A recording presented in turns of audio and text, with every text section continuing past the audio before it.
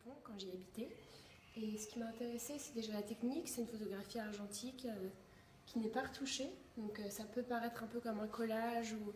Enfin, ce qui m'a intéressé, c'est qu'on s'y perde, qu'on soit. C'est aussi le format qui fait ça et qui était très important pour moi.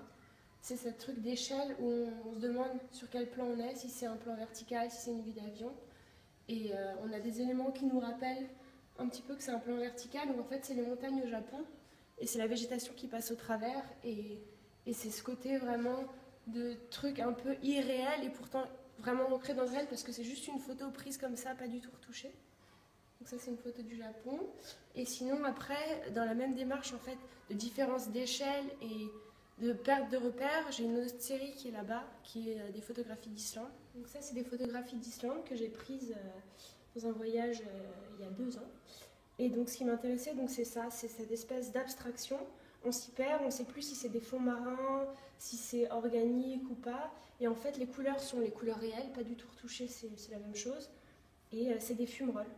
Et donc cette espèce d'abstraction et la composition, c'est ce qui m'intéressait en premier en fait. C'est vraiment d'avoir une masse et d'avoir des éléments qui reviennent, et que si on cligne les yeux, c'est vraiment limite un aplat bleu, et on sait plus ce que c'est en fait. Voilà. Et c'est des photographies aussi argentiques avec la même technique.